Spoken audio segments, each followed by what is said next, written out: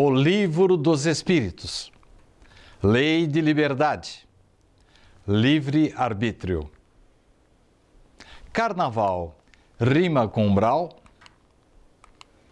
A origem do carnaval teria ocorrido entre os anos 600 e 520 a.C., na Grécia.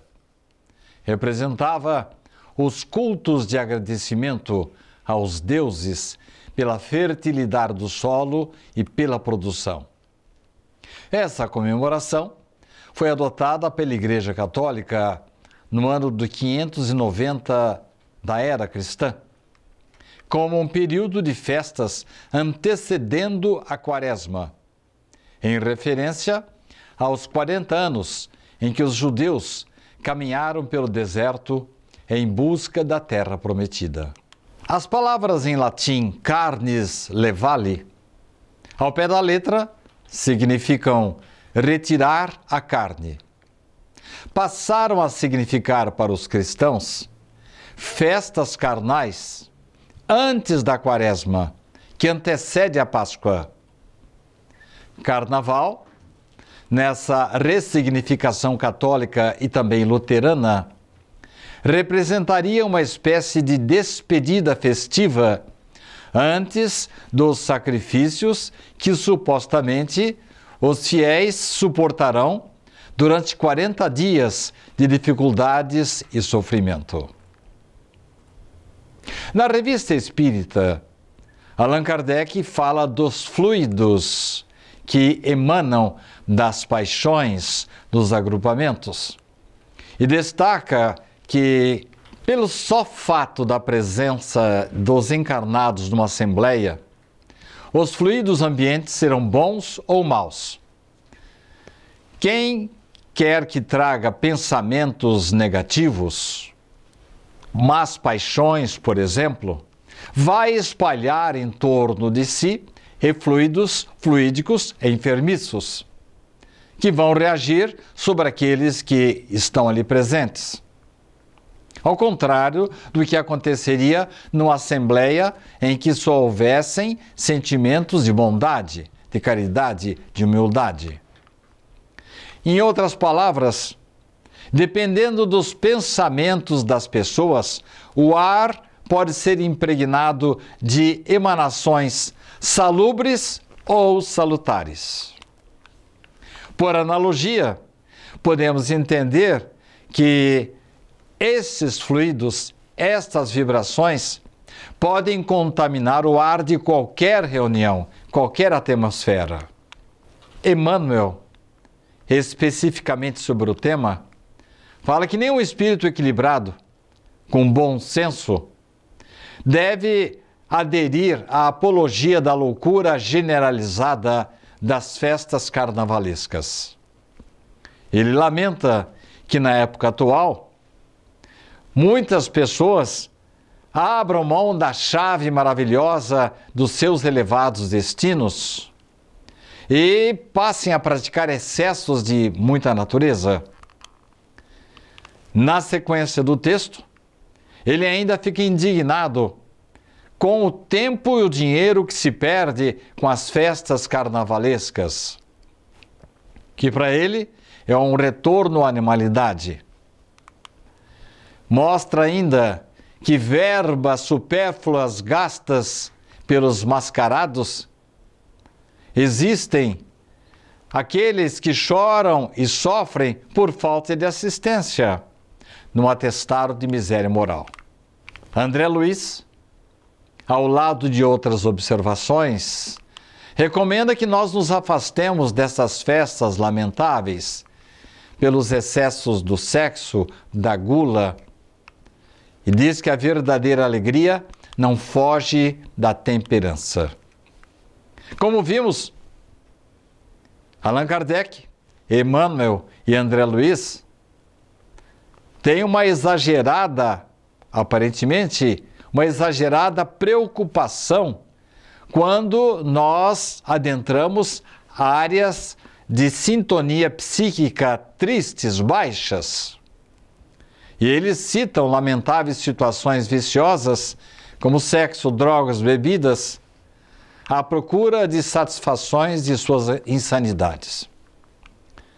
Ele lembra que essas pessoas que comparecem a essas reuniões vão encontrar um terreno fértil num processo mediúnico às avessas, em que espíritos vão sugar dos encarnados, dos viciados, as situações de libações alcoólicas de baixo nível.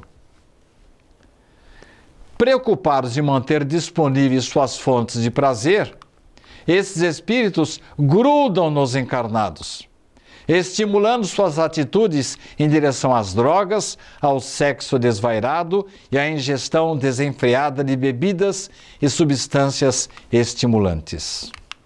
Dessas associações podem surgir homicídios, suicídios, seduções, gravidezes indesejadas, abortos e separações conjugais. Bem, meu caro ouvinte e espectador, depois desse bombardeio de negatividades, a conclusão a que se chega é de que o Espiritismo proíbe que seus seguidores participem do carnaval. Afinal de contas, o espírita pode comemorar o carnaval? Na verdade, ao espírita nada é proibido. Aliás, a ninguém é proibido. Todos nós temos o livre-arbítrio. Os mentores procuram abrir os olhos das pessoas por conta da grande afluência de espíritos inferiores. Mas, mais uma vez, devemos nos lembrar de uma frase contida no final do Evangelho segundo o Espiritismo, quando Kardec diz que as moscas são atraídas pelas feridas do corpo e os espíritos infelizes são atraídos pelas chagas da alma. Então quer dizer que podemos concluir que são espíritos obsessores os que se aproximam dos participantes do carnaval? Não necessariamente. Assim como nas festas em que ocorre a aproximação entre pessoas que não se conhecem, mas compartilham dos mesmos objetivos, desencarnados são atraídos pelas palavras, pensamentos e atitudes dos encarnados, com quem mais se afinam. Então quer dizer que estamos à mercê das más companhias? Depende. Existe uma forma de participar do carnaval sem se conectar com espíritos inferiores? Tudo depende do nosso comportamento e de nossas defesas. Bom, o caro ouvinte e seguidor deve estar pensando que este orador está sugerindo que o fulião entre no baile de carnaval de evangelho na mão em contrita oração, certo? Não, nada disso. Um grande amigo meu costumava dizer que ele gostava das águias que dominam as alturas, mas admirava muito mais os cisnes que descem até as águas lamacentas sem macular suas asas. O que estamos querendo dizer? Chico Xavier gostava muito de tomar café. Nas madrugadas, ele entrava nos bares recheados de alcoólatras. Isso causava estranheza em seus acompanhantes. E ele dizia: Emmanuel sempre me diz que não importa como eu entro em qualquer lugar, e sim como vou sair dele. E você, que está me ouvindo, está preparado para entrar em qualquer lugar e sair de lá incólume, sem deixar que as inferioridades respinguem sobre sua alma? Se negativo, e estiver esperando qualquer proibição da doutrina espírita, pode esperar sentado, ou tirar o seu cavalo da chuva. O Espiritismo é a doutrina da consciência livre. Jamais vai violentar nosso livre-arbítrio. Precisamos tomar decisões por conta própria, sem autoritarismo deformante, e responder por essas decisões. Melhor, em toda essa história, será ficarmos com a sábia expressão de Paulo, quando disse que todas as coisas me são lícitas. Isto é, eu posso fazer qualquer coisa, mas nem todas as coisas me convêm. Podemos fazer o que quiser na vida, mas será que estamos preparados para isso? Já somos dotados de um círculo de proteção indevassável? Nossas companhias espirituais nos darão um apoio logístico para aguentar as investidas de que seremos alvo? Ainda não? Bom, então essas coisas não nos convêm. Nosso livre-arbítrio é coisa pacífica e podemos escolher o caminho que quisermos. Mas temos que ter plena consciência dos perigos e das consequências dos nossos atos. Bem, assim como começamos este texto, quando indagamos se carnaval rima com umbral, uma expressão provocativa para despertar em você, meu caro espectador, uma dúvida a respeito das supostas ligações de um baile de carnaval com a região umbralina, agora é o momento de perguntarmos: carnaval é pecado? Por volta dos anos 70 ou 80, eu e Richard Simonetti percorremos várias cidades brasileiras proferindo a palestra Função Social do Evangelho. A tônica principal do tema era a pergunta: o que faria Jesus se estivesse em meu lugar? Em dado momento, Richard abordava o tema carnaval de maneira radical, criticando-o. O carnaval é uma festa perniciosa, dizia ele, e discorria longamente sobre os inconvenientes da participação nessa festa momística. E chamava-o de loucura coletiva. Era minha deixa para ir romper da escuridão da plateia, para a surpresa dos presentes, e defender essa festa popular, como se eu fosse um intruso. Eu defendia, dizendo que era uma festa do povo, em que as tensões acumuladas durante o ano se desintegravam ante a alegria contagiante dos corações. E Richard, de propósito irônico, dizia: falou bonito. Você diria melhor a alegria artificial das libações alcoólicas, e é por aí afora. No final deste diálogo, ele dizia que mais importante do que aquela discussão extremista seria dizer que ela seria interminável, que o melhor mesmo seria não proibir a festa, e sim esperar que as pessoas assumissem postura mais madura sobre o assunto. E ele levantava a possibilidade de futuramente os entusiastas pelo carnaval passassem a se utilizar das folgas desses dias para compor equipes de trabalho em favor de famílias necessitadas ou para estudo em torno de problemas comunitários e sociais. Será que ele estava sendo utópico? Que isso nunca aconteceria? Imaginaria o grande escritor e orador que algumas de suas previsões começariam a acontecer? Eu fiquei sabendo há pouco tempo que, em pleno carnaval, grupo de profissionais lá no Rio de Janeiro, advogados, engenheiros, médicos, motoristas, dentistas, pedreiros e marceneiros voluntários, constroem em tempo recorde, em terrenos de propriedade de idosos carentes, casas pré-fabricadas. Na quarta-feira de cinzas, essas pessoas que antes moravam em barracos passam a ter casas novinhas em folha, prontas para serem registradas em cartório como suas.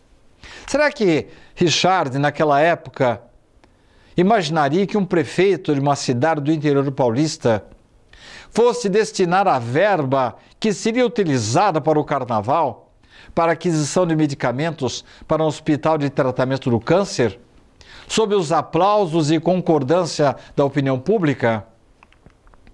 Simonetti ficaria feliz também ao saber que jovens católicos, espíritas e evangélicos reuniram-se durante as festas momísticas em concentrações, retiros culturais, orações conjuntas, depois de terem visitado museus que ficam abertos gratuitamente durante os dias de folia. carnaval não é pecado.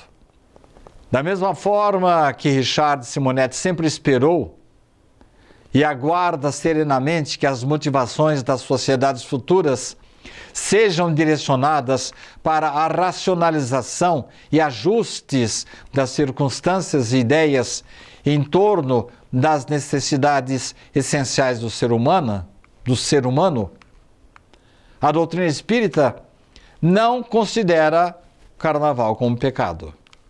O mais importante é a atitude que devemos adotar, não apenas durante os dias de carnaval, mas durante toda a nossa vida, todos os dias da vida, é a do ajustamento aos padrões éticos do Evangelho, que sintetizam a conduta mais adequada para o ser humano. Na medida, diria Simonetti, na medida em que a boa nova comandar nossa vida, saberemos o que fazer, participando das atividades sociais, apenas quando elas puderem fazer parte de nosso empenho em favor de um mundo melhor.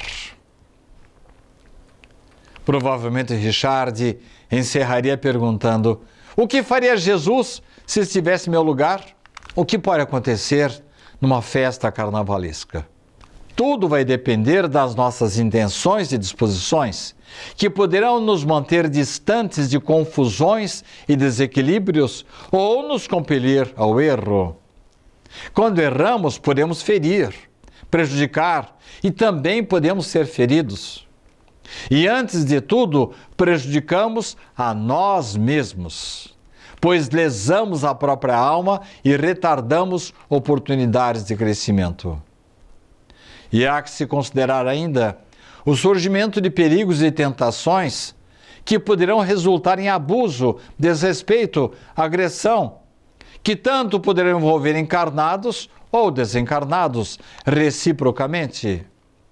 E as coisas podem fugir do controle e resultar em situações complexas e imprevisíveis.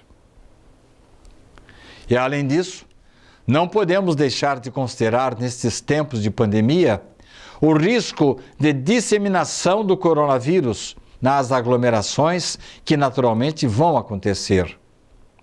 Quanto mais esses aspectos são levados em conta, mais aumenta o grau de responsabilidade do indivíduo que opta não apenas por desfrutar do carnaval, mas quando se aproxima ou promove situações de contaminação de proximidade, notadamente no seu círculo de amigos e familiares. Esse componente pode se limitar a um transtorno passageiro, mas pode também se converter em lamentável evento de grande repercussão espiritual, porque pode provocar morte ou sequelas graves. Mas isso, amigo ouvinte e espectador, não acontece apenas no carnaval. Se nós destacamos nesta época a libertinagem, quando muitos se entregam ao liberou geral, se bem notarmos, no transcorrer dos demais dias do ano, existem situações tão ou mais graves. Agora mesmo com o coronavírus, enquanto as classes mais humildes tiveram suas condições de vida drasticamente comprometidas, muitos sem alimentos e acesso a direitos básicos, como manda a lógica para a moradia e educação, acentuando o distanciamento social, as 2.189 pessoas mais ricas do mundo acumularam riquezas que ultrapassaram a casa dos 10 trilhões de dólares. Essa fortuna acabaria com a fome do mundo. Então, o que nós estamos falando é que não apenas no carnaval nós devemos adotar um comportamento de empatia, de responsabilidade, porque vemos coisas terríveis longe da época do carnaval. A falta de solidariedade para com imigrantes de países assolados por perseguições políticas e sociais, desvios de verbas destinadas à saúde, à educação, à cultura e a segurança, a falta de cuidados com o meio ambiente, a sonegação de vacinas e remédios para países pobres, são alguns dos elementos que caracterizam as dores e sofrimentos que nós, homens, estamos provocando no planeta Terra. Aqueles que somente pensam em si, ignorando o sofrimento alheio, responderão por isso, nesta vida ou em futura existência. Na verdade, nós temos bons exemplos pela humanidade. Podemos citar Bill Gates e a sua ex-esposa Melinda e do amigo bilionário Warren Buffett. Estão envolvidos em causas filantrópicas ao redor do mundo, tentando resolver problemas globais de saúde, trabalhando pela erradicação de doenças e acessibilidade a sistemas de saneamento. Juntos, eles comandam a mais rica fundação global de filantropia, com cerca de 50 bilhões de dólares usados em projetos sociais. Além disso, deram um passo além da caridade e montaram uma campanha global para que super ricos doem grande parte de sua fortuna para causas sociais. O Carnaval continua merecendo a nossa reflexão. No entanto, suas más consequências são pontuais, circunscritas a limitado grupo de pessoas que se comprometem e prejudicam outras criaturas. A reflexão que a doutrina espírita espera de nós é a que envolve a própria conduta de todos nós em favor de um mundo melhor. Alguém poderá argumentar que não temos recursos dos milionários. No entanto, lembrando Gandhi, diremos que devemos começar em nós mesmos a mudança que queremos para o mundo. A recomendação de Santo Agostinho é válida para todas as situações. Este é o momento de darmos uma pausa em nossa vida e passarmos a indagar a cada noite se estamos melhores hoje do que ontem. Há alguma coisa que eu tenha feito no dia de hoje da qual eu tenha que me envergonhar? Essa resposta balizará medidas corretivas para a nossa melhoria e a do mundo. Afinal de contas, Carnaval tem a ver com umbral? Apliquemos a bondade e a compreensão em todas as situações de nossa vida. Somos artífices do destino que vai se descortinar a partir das nossas semeaduras. Costumamos apontar desdenhosamente irmãos comprometidos com vícios, crimes e desequilíbrios, esquecendo-nos de olhar para o espelho. Já podemos dizer que nos conhecemos perfeitamente? Estamos vacinados contra os desvios e tentações? Infelizmente, muitos de nós ainda pertencemos ao exército dos doentes da alma à procura do lenitivo para as nossas dores, geralmente causadas pelas quedas de sentimento que atraem irmãos para o processo obsessivo. Daí, será aconselhável que nos revistamos de misericórdia, a ausência de julgamento e de prudência. Umbral não é local geográfico, é um estado de espírito. Dependendo de nosso comportamento, estaremos nele imersos em qualquer dia do ano, em qualquer circunstância. Bastará que caiamos no campo do menosprezo, da maledicência, da mentira, da desonestidade ou da indiferença para com os males do mundo. Lembremos-nos de praticar a misericórdia, na certeza de que já erramos e poderemos errar muitas vezes antes de alcançar a angelitude. Fiquemos com Emmanuel.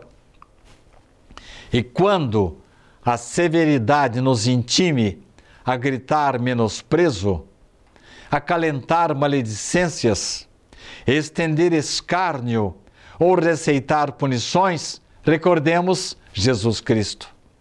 Aquele de nós que jamais tem errado em nome do amor, seja em pensamento ou palavra, atitude ou ação, que atire a primeira pedra.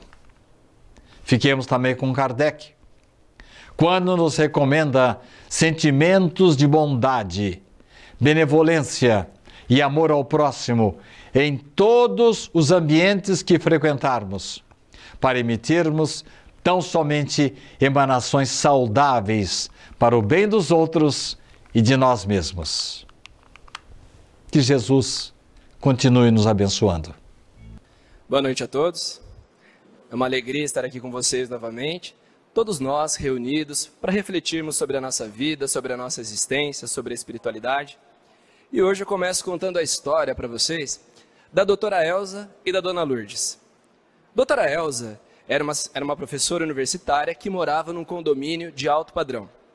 E ela tinha em dona Lourdes muito mais do que uma funcionária, uma amiga, que esteve na sua casa por muitos anos, ajudou a criar os seus filhos. Doutora Elza estava pensando em seus 2 filhos e como eles eram diferentes, Heitor e André. Como eram diferentes? Ela percebeu que desde pequenos, embora criados na mesma casa, pelos mesmos pais, nas mesmas condições, com as mesmas oportunidades, estavam se tornando, haviam se tornado seres humanos muito diferentes. Ela dizia que Heitor era prestativo, gostava de sua casa, gostava da sua família, gostava de ficar perto, estudou, ia para a escola com tranquilidade, tirava boas notas, era afinado com os estudos, tinha boa relação com os amigos, com os professores, teve um colegial tranquilo, um ensino médio tranquilo, ingressou na universidade, lutou por um estágio, lutou por um emprego e sempre teve uma vida muito tranquila. Era uma pessoa dócil, amável, por onde passava as pessoas gostavam dele, tinha sempre amigos por perto. Já seu irmão André tinha sido um pouco diferente, uma trajetória diferenciada em relação ao irmão. Desde pequeno se mostrava mais agressivo, violento, sempre tratando muito mal os animaizinhos de estimação. Tinha grande resistência em ir para a escola. E na escola sempre arrumava confusão com os colegas e discutia com os professores. Doutora Elza era constantemente chamada na escola para prestar contas do comportamento do filho. No colegial, já com sua postura, com sua visão de mundo, mais ou menos definida, encontrou amigos que partilhavam do mesmo tipo de visão. E encontrou nesses amigos também companheiros unidos que se entregaram ao álcool e às drogas. Mais tarde, depois de tanto insistir, ele entrou na universidade. Aliás, que sua mãe insistiu. Ele entrou na universidade. E lá também encontrou amigos que partilhavam do mesmo tipo de ponto de vista. André, então, se aprofundou nas drogas, se aprofundou no álcool e mais tarde se encontrou em atividades ilícitas mais graves ainda. Começou a traficar bebidas. E doutora Elza desabafava com dona Lourdes, como é que os filhos podem ser tão diferentes? E dona Lourdes dizia o seguinte, olha, lá na minha casa é parecido. Tenho 2 filhos, o Eliseu e Misael. Eliseu, desde pequeno, me ajudava com a casa, me ajudava com os filhos mais novos. Na sua adolescência, saiu para trabalhar e trazia dinheiro para casa para colaborar com os custos. Seu irmão Misael era o contrário. Sempre queria dinheiro e mais dinheiro. Não se conformava com a vida que tinha. Sempre quis ter o celular da moda, as roupas da moda, queria frequentar lugares que ele dizia que merecia. Não gostava da casa, não gostava do lar. Sempre em conflito com as pessoas. Na escola também arrumava briga com os colegas, arrumava briga com os professores. Abandonou os estudos. Mais tarde começou com pequenos furtos, roubos, homicídios e desapareceu na vida. As 2 mães estavam conversando sobre os filhos, como podiam ser tão diferentes. Doutora Elza tinha uma irmã que estava na casa, Cecília. Cecília, ouvindo aquela conversa das 2 mães desabafando, simplesmente disse, olha, eu não sei por que vocês estão conversando sobre isso. Algumas pessoas simplesmente nascem boas. Outras pessoas simplesmente nascem ruins. E não vão mudar nunca. Nasceram assim e morrerão assim. E ainda completou, com seu toque de sensibilidade para aquelas mães que sofriam. As pessoas boas que Deus deixe perto da gente. As pessoas ruins que Deus leve logo. E as 2 mães escutando aquilo. E muitas vezes nós nos perguntamos, será que Filhos criados pelos mesmos pais, nas mesmas condições, como é que eles podem ser tão diferentes? A psicologia diz que os indivíduos, no meio onde eles nasceram, o lugar onde eles convivem, sofrem influências. Mas não é obrigado todo esse indivíduo a receber, absorver e viver essas influências. Qualquer indivíduo pode lutar contra o meio em que ele está e ser diferente. Não é porque nasceu numa casa desorganizada, desequilibrada, que ele terá que ser desorganizado e desequilibrado. Ao mesmo tempo, não é porque ele nasceu numa casa equilibrada, com plena harmonia, que ele será equilibrado e harmonioso. Cada indivíduo se constrói. E o Espiritismo endossa essa teoria. Diz realmente que a psicologia está certa, mas o Espiritismo apresenta uma visão que complementa os estudos psicológicos. Ele fala das existências, de tudo aquilo que os espíritos vêm acumulando em suas inúmeras existências. Nós já vimos que o problema nessa situação não era dinheiro, por exemplo. Porque uma família que morava num condomínio de alto padrão tinha os mesmos problemas daquela família que morava na comunidade.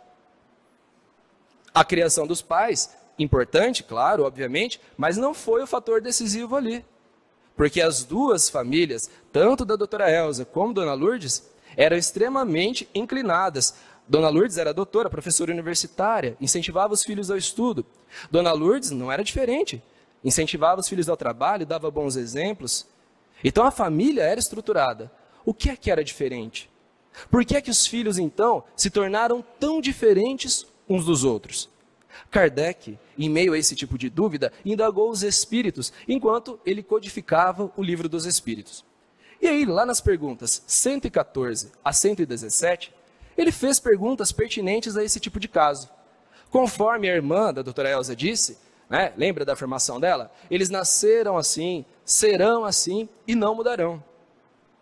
Kardec teve dúvidas parecidas. Como é que funciona isso? E fez algumas perguntas para os espíritos. Lá na pergunta 114, por exemplo, ele disse o seguinte, fez a seguinte pergunta: os espíritos são bons ou maus por natureza, ou são eles mesmos que procuram melhorar-se? E aí, é a natureza deles? Tem espírito que é mau? Tem espírito que é bom por natureza? Ele perguntou para os espíritos isso. E olha a resposta que ele recebeu. Os espíritos mesmos se melhoram. Melhorando-se, passam de uma ordem inferior para uma ordem superior. Ordem inferior, ordem superior, o que é isso? Mais à frente, Kardec vai nos explicar e vai dividir os espíritos didaticamente em 3 grupos. O grupo da primeira ordem, segunda ordem e terceira ordem. Lá na primeira ordem estão os espíritos puros, os espíritos mais evoluídos, aqueles que atingiram o mais alto grau de desenvolvimento. Eles extinguiram suas imperfeições, atingiram a pureza, a perfeição e, portanto, a felicidade. O espírito mais puro que esteve no planeta Terra foi quem? Jesus. Na segunda ordem estão os espíritos bons. São os espíritos que abrigam dentro de si uma vontade ardente de fazer o bem. São aqueles em que os seus propósitos do bem já superaram os propósitos do mal. São os chamados espíritos bons, ou intermediários. É o caso de José e Maria. Na terceira ordem estão os espíritos ditos imperfeitos. Aqueles espíritos que ainda acumulam dentro de si orgulho, egoísmo, vaidade, materialismo e uma série de imperfeições, vícios, manias. Mas todos esses espíritos estão constantemente aprendendo. Nós estamos na terceira ordem. Somos os espíritos que habitam o planeta de expiação e provas. Esse planeta, cheio de imperfeições, cheio de dificuldades, que nos leva a cada dia a travar lutas diárias em prol do nosso desenvolvimento e aprimoramento. Então, ele dividiu os espíritos nesses 3 grupos. Continuando as perguntas, ainda sobre essa história, né, ele perguntou o seguinte: uns espíritos foram criados bons e outros maus? Ainda, né, em ressonância com a afirmação da irmã, da doutora Elza Cecília. Foram criados assim, são assim. Kardec também perguntou, mas e a criação deles, como é que foi? Já teve espírito que foi privilegiado, criado bom? Teve algum espírito que não sofreu essa justiça e foi criado mal? Como é que será que foi? E os espíritos responderam: Deus criou todos os espíritos simples e ignorantes, ou seja, sem conhecimento. Então todos os espíritos foram criados da mesma maneira. Não teve nenhum espírito privilegiado. O próprio Jesus foi criado simples e ignorante, mas diante de sua trajetória alcançou a perfeição. Todos nós fomos criados como folhas de papel em branco.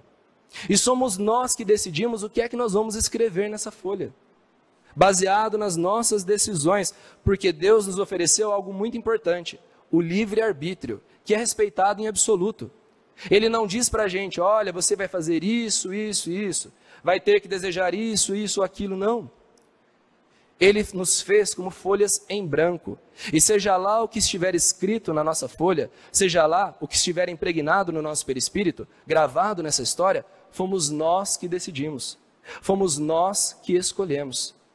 Os espíritos são criados simples e ignorantes, e com as mesmas oportunidades, mas o que os diferencia então é a trajetória.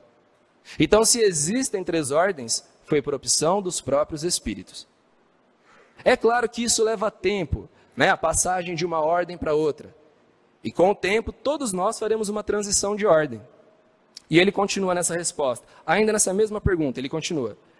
Deus deu a cada um deles, ou seja, a cada um dos espíritos, uma missão, com o fim de esclarecer e progressivamente conduzir à perfeição, pelo conhecimento da verdade e para aproximá-los de Deus. Então veja, todos nós seremos mais felizes à medida que nós diminuirmos dentro de nós as nossas imperfeições. À medida que nós vamos criando, né, aquele hábito da autoanálise, do autoconhecimento, nos conhecendo, sabendo onde somos mais fortes, sabendo onde somos mais fracos, empregando boa vontade nas nossas imperfeições, nós vamos nos melhorando. Porque o fato, pessoal, é o seguinte: para cada imperfeição que o espírito carrega, ele vai carregar um sofrimento. Toda imperfeição gera um sofrimento. O egoísta, ele sofre porque ele quer tudo para ele. O vaidoso sofre porque ele quer que todos o admirem o tempo todo. O orgulhoso sofre porque ele se sente ofendido com qualquer coisa. O materialista, ele sofre porque o ter é mais importante que o ser. Cada imperfeição gera um sofrimento. Cada imperfeição gera um sofrimento. Mas eu estou falando das imperfeições que a gente, depois de uma autoanálise, percebe e coloca boa vontade para tentar amenizar, para tentar corrigir. Mas e aquelas imperfeições que a gente não conhece, que está instalado na nossa personalidade, no nosso espírito, e nós não conhecemos? Olha o exemplo da história. A Cecília, irmã da doutora Elza, ela dizia a verdade, segundo o que ela acreditava. E ninguém deveria censurá-la por dizer a verdade daquela maneira. Quantas e quantas pessoas nós escutamos dizendo, é verdade, eu tenho direito de dizer. Se é verdade, eu posso dizer. Não estou mentindo. Então eu posso falar. Como se dizer a verdade fosse uma virtude. Dizer unicamente a verdade fosse uma virtude. Ah, mas dizer verdade não é virtude? É, se a verdade vier acompanhada de caridade. Toda vez que nós nos deparamos com esse tipo de situação, todos nós podemos dizer verdades. Mas a verdade que eu vou dizer, ela é embasada no quê? Eu vou construir o quê? Vou melhorar? Vou piorar a situação? Esse é o melhor jeito de dizer? Então a verdade, ela só é vista como virtude se ela vier construir algo. Se ela trouxer benefícios para aqueles que estão envolvidos. Dizer verdades por dizer, essas verdades que machucam, que destroem, que humilham, que prostam as pessoas, são verdades resultantes de um egoísmo daquele que a diz. Sou professor de colegial e há alguns anos recebemos alunos vindos de várias escolas e formaram uma turma. Dentre esses alunos tinha uma aluna chamada Júlia. E Júlia era uma aluna desse tipo, uma metralhadora de verdades. Não importava a situação, ela adorava dizer verdades. E geralmente eram verdades que doíam nas pessoas. Então, bastava acontecer uma situação A, B ou C, ela conhecia um pouco da história daquela pessoa, e não precisava muito, ela disparava a verdade. As pessoas começaram a estranhar, os alunos começaram a estranhar, pensando, por que ela fala desse jeito? Nossa, magoou o fulano, olha, fulana está magoado, olha, fulano está chateado. E essa situação foi acontecendo uma vez, 2 vezes, 3 vezes. Certa vez eu até chamei ela do lado para conversar, falei, Júlia, será mesmo que você precisava dizer aquilo? Olha, ela está chateada. Eu sei que você falou, né?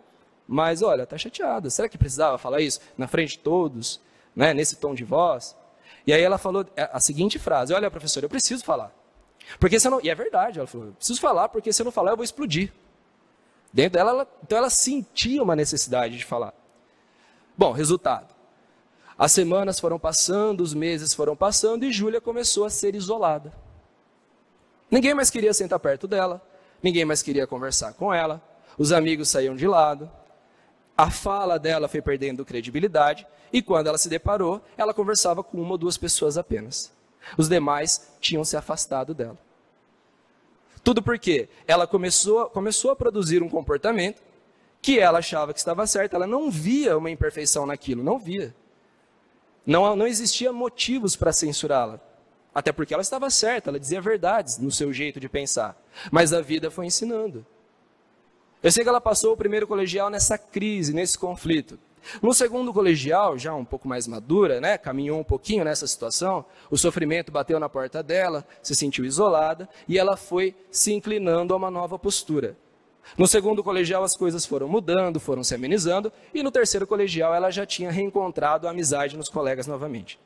No dia da formatura ela já tirava fotos com todos eles. Já estava tudo bem.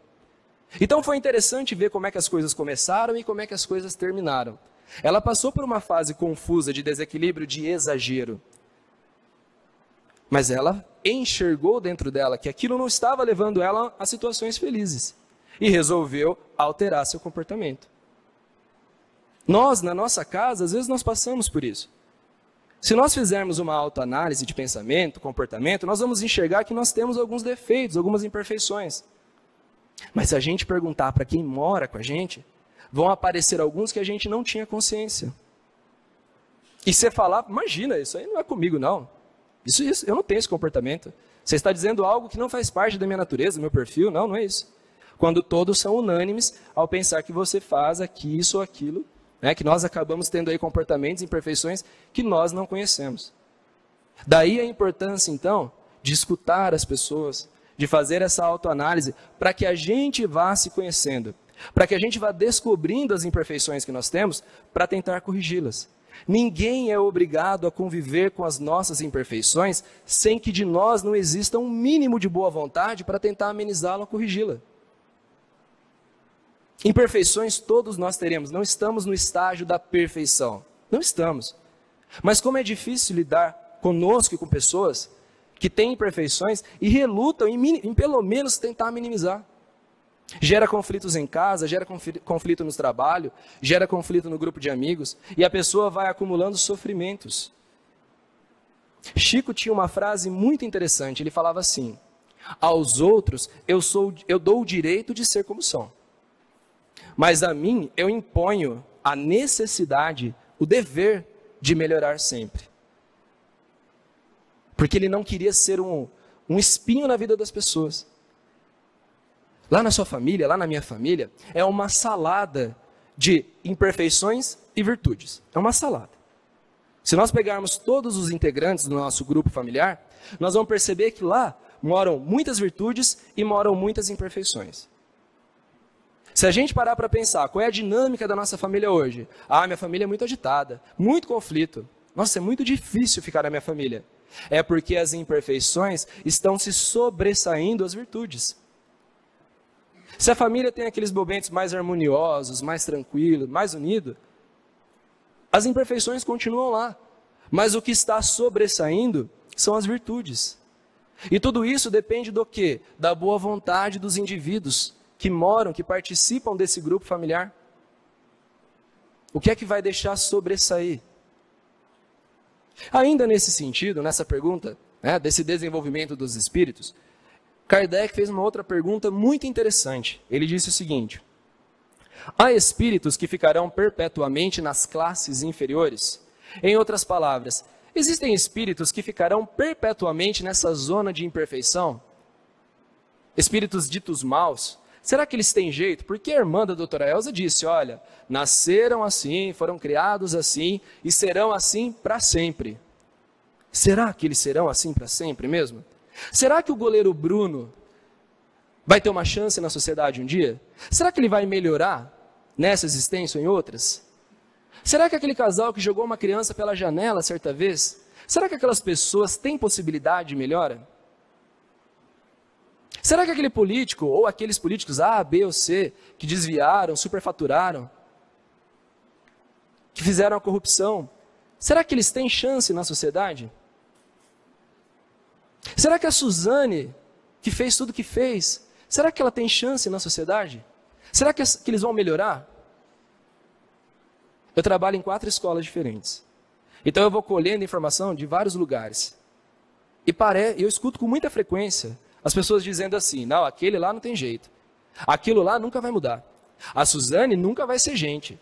Nossa, ela está fazendo pose de boa moça, mas nunca vai ser boa moça. Nunca vai melhorar. Escuto com frequência.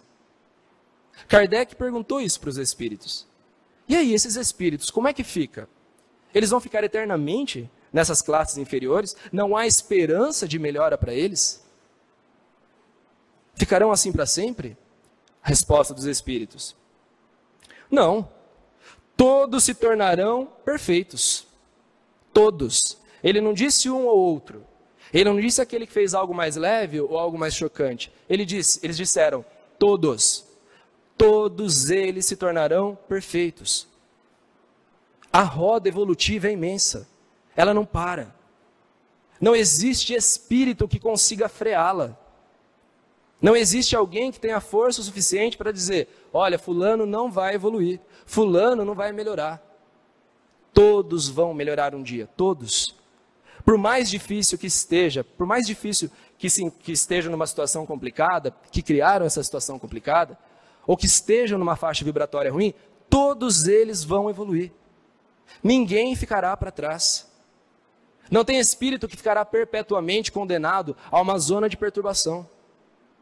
Jesus disse, nenhuma ovelha se perderá. Então, quando nós fazemos esse tipo de julgamento, quando nós somos Cecília, às vezes nós somos Cecília. Nós olhamos para esse mundo e falamos, esse mundo não tem jeito.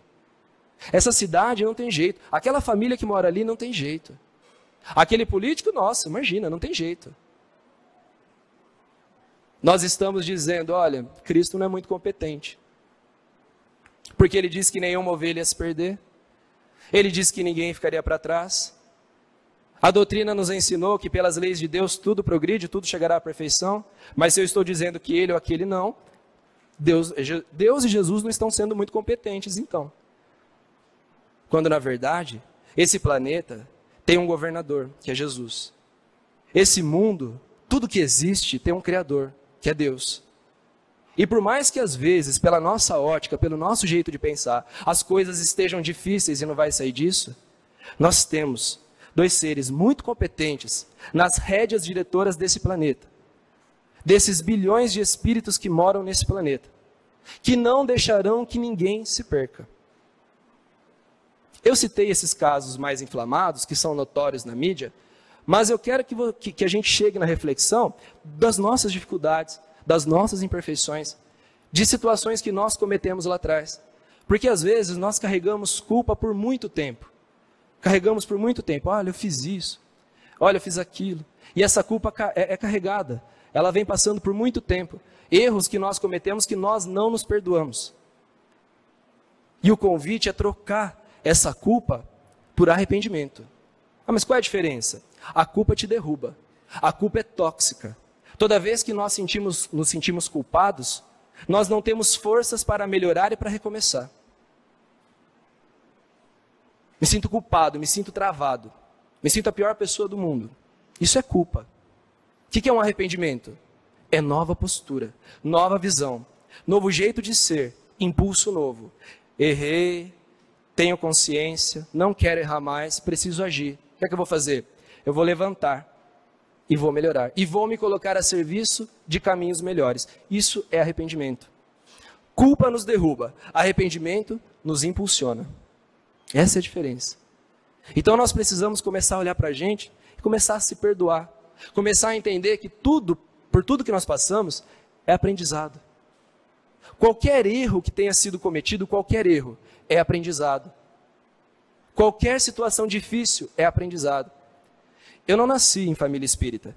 E quando eu comecei a estudar o espiritismo, uma frase me chamou muita atenção. A frase era a seguinte: não existe situação ruim o bastante que não possa gerar um aprendizado. Tudo gera aprendizado. E esse aprendizado ele vai sendo impregnado no nosso perispírito. E essa memória espiritual, ela é evidente, ela permanece, ela continua conosco.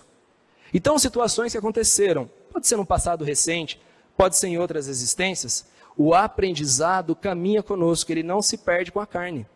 Ele caminha conosco. E por mais que nós não lembremos de detalhes do que aconteceu, para evitar que aconteça de novo, as impressões, as conclusões morais, o aprendizado em si, está conosco e nos alerta constantemente.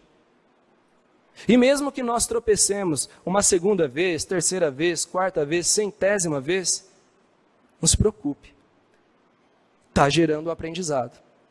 E vai chegar um momento que nós não vamos mais repetir esse erro. Vai chegar um momento que nós vamos ter nos livrado dessa imperfeição, dessa dificuldade. Certa vez, um homem caminhava com seu filho, 15 anos, menino, e eles passaram perto de uma loja, era a loja dos anjos.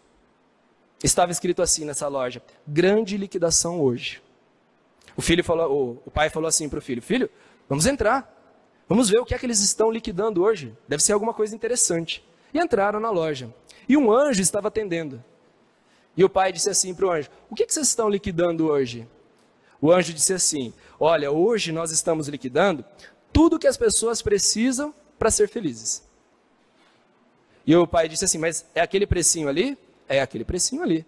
Olha, então você me vê, por favor, eu quero levar paciência, quero levar sabedoria, quero levar amor, quero levar esperança. Nossa, eu quero levar um de cada.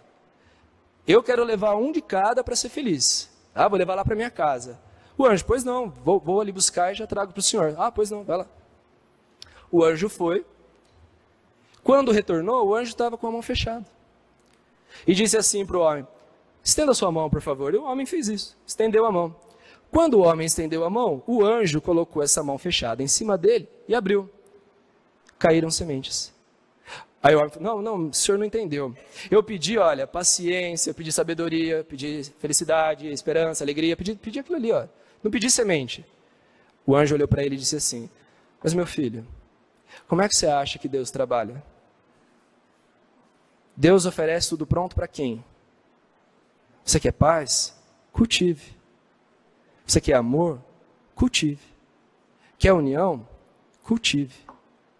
E lá na frente, se você cultivar bem, essa árvore crescer, lá em cima, você vai encontrar os frutos.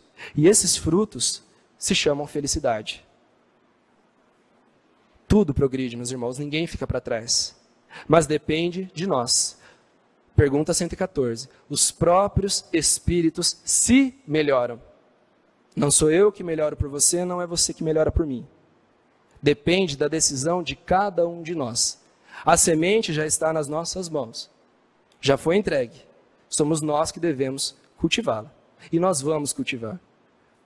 Dia por dia nós estaremos melhores. Hoje, nós somos o melhor que nós pudemos ser em todas as nossas existências. O hoje representa o melhor que nós somos desde o dia que nós fomos criados. Hoje, nós somos o melhor que podemos ser. E a boa notícia é que tudo, absolutamente tudo, tende a melhorar. Esperança. Que Deus nos abençoe, hoje e sempre.